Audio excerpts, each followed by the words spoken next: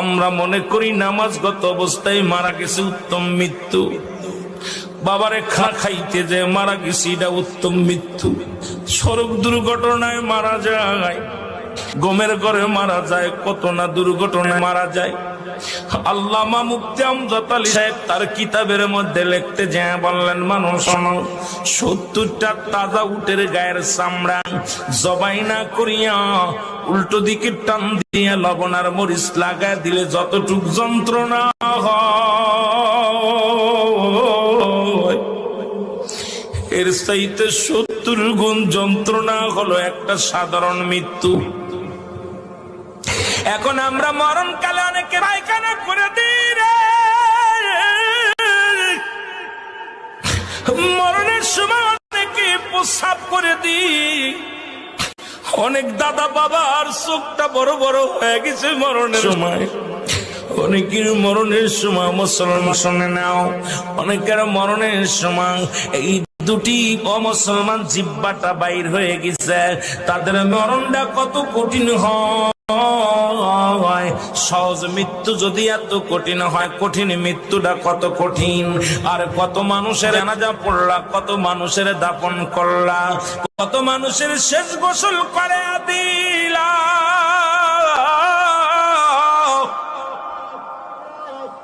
আজকে একবারও চিন্তা করলে না তোমার গোসল কে করাইবে, তোমার কবর কে খুঁড়বে, তোমার দা কে পড়বে রে মুসলমান, তোমার কে তোমার দাফন করবে। আল্লাহ, এই কার জন্য তুমি সুদ খাও, কার জন্য ঘুষ খাও, কার জন্য জিনা ব্যভিচার করো, কার জন্য মিথ্যা মামলা দাও, মিথ্যা কথা হলো, কার জন্য পরের বউ ভেঙে নিয়ে যাও, কার জন্য তুমি অন্যায় পথে পা বাড়াইলা, দুনিয়ার সম্পদ করলাও। এই দুনিয়ার সম্পদ খাবে লোকে, তোমার দেহটা খাবে পোকে। এই দেহ কেন তোমার পোক পাকালিতে খেয়ে ফেলবে। ও মুসলমান, এমন দেহ করো যে দেহটার মধ্যে পোকা লাগবে না, যে দেহটার মধ্যে কোনো পোকা মাকড় এসে লাগবে না, সাপ বিচ্ছু লাগবে না। আজকে দুনিয়ার মধ্যে পাপের রাজ্য করলাম, এই সম্পদ ছেলেরা ভাগাভাগি করে নিবে, মেয়েরা ভাগাভাগি করে নিবে, ভাই ভাগাভাগি করে নিবে, কিন্তু তোমার পাপের ভাগটা কেউ নিবে না রে মুসলমান। আজকে কেন এত পাপ রাজ্যে তোমরা পা দাও? কেন তোমরা নামাজ পড়ো না? কেন রোজা রাখো না? কেন তোমরা শরীয়তের বিধান মানো না?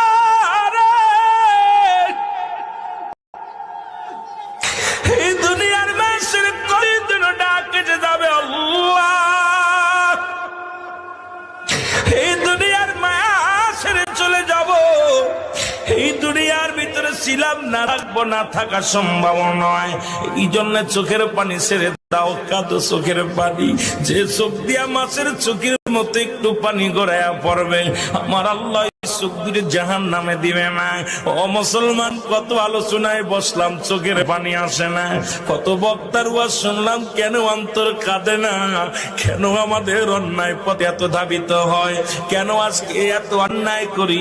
একবার বয়াদা করে মুসলমান। ছোটবেলা থেকে শুনলাম, বাবায় কয় মানুষের মতো মানুষ হবে, দাদায় কয় মানুষের মতো মানুষ হতে হবে, উস্তাদ কয় মানুষের মতো মানুষ হতে হবে।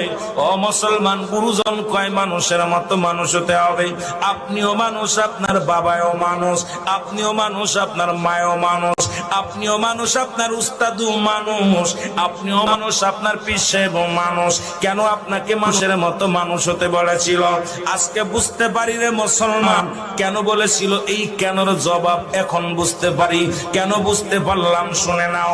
আজকে ডক্টর এমবিবিএস ডাক্তার পাস করি আইসা রে, টাকার জন্য যাদের অপারেশন থিয়েটারে যাই না, আজকে ডাক্তারি পিএইচডি করিয়া বড় বড় ডিগ্রি নিয়ে ডাক্তার হইয়া টাকার জন্য যাদের হাতে রোগী মারা যায়, এই ডাক্তার গুলো মানুষ না অমানুষ? জোরে বলেন, মানুষ কি অমানুষ? আওয়াজ জোরে হয় নাই, মানুষ কি অমানুষ? এই মানুষ হইয়া ও মুসলমান শুনে নাও, অনেক টাকা পয়সা বানাইয়া বিদেশ থেকে ডিগ্রি আইনা অফিসে চাকরি পাইলা, সরকার বেচারা ৮০,০০০, ১,০০,০০০ টাকা, ৯০,০০০, ৫০,০০০ টাকা তাদের বেতন দেয়, তারপরও সে ঘুষ খায়। এই ঘুষখোর বেচারা মানুষ কি অমানুষ? জোরে বলেন, মানুষ কি অমানুষ? আইরে আমাদের দেশ নাই আজকে পিয়নের হয় ৪-৫টা বাড়ি। আমার দেশে অনেক পিয়ন আছে রে মুসলমান, এই পিয়নের 10টা বাড়ি, তার বেতন হলো ৭,৫০০ টাকা। কেমনে সে ভিআইপি গাড়িতে চড়ে, কেমনে বাজানদের এই দুনিয়ার মধ্যে ৫তলা বাড়ির মালিক হয়, 10তলা বাড়ির মালিক হয়? এরা আসলে মানুষ নয়, এরা হলো অমানুষ। যে ছাত্র শিক্ষক যার ছাত্র ভাইয়েরা পাঠদান করতে যাইয়া ছেলেদেরকে প্রাইভেট পড়াবে বলে পার্সোনাল ভাবে ক্লাসে লেখাপড়া ঠিক মতো করায় না, প্রাইভেটের নিশায়, টাকার নিশায় যে ছাত্র জীবন নষ্ট করে দেয়, সেই শিক্ষক মানুষ কি অমানুষ? যারা বলো মানুষ কি অমানুষ? আওয়াজ নাই, আপনাদের মুখের জবান বন্ধ থাকলে আলোচনা হবে না। এ মুসলমান শোনে নাও, এই দুনিয়ার মধ্যে যে ছেলে লেখাপড়া শিখে কাঁচা গুলি খায়, একে মানুষ কি অমানুষ? যারা মাদক সেবন করে এরা মানুষ কি অমানুষ? মুসলমান আজকে দেশের সম্পদ যারা গাড়ি আগুন দেয়, যারা বোমা মারে, মানুষকে হত্যা করে, এরা মানুষ কি অমানুষ? এর মুসলমান কোন মানুষ কোনদিন মানুষকে মারতে পারে না। এই মানুষকে পুড়ায়া দেয়, মানুষকে জ্বালায়া দেয়। আপনারা আবার কইলে আবার বলবেন রুল আমিন সাহেব বুঝি আমলিকের দাল। নারে বাজান না, শুইনালন। যারা দেশের সম্পদকেও রক্ষা করতে পারে না, এই সমস্ত মানুষগুলো কোনদিন মানুষ হতে পারে না। আমার দেশে অনেক পুলিশ আছে তাহাজ্জুদের নামাজ পড়ে, আবার কিছু পুলিশ আছে 20 টাকাও ঘুষ খায়, 10 টাকাও ঘুষ খায়। ওই পুলিশগুলো মানুষ কি অমানুষ? যারা বলো মানুষ কি অমানুষ? আজকে যারা মানুষ হইয়া লেখাপড়া করিয়া গো, বাবা মায়ের বৃদ্ধ বাবা মায়ের যাদের কাছে জায়গা হয় না রে,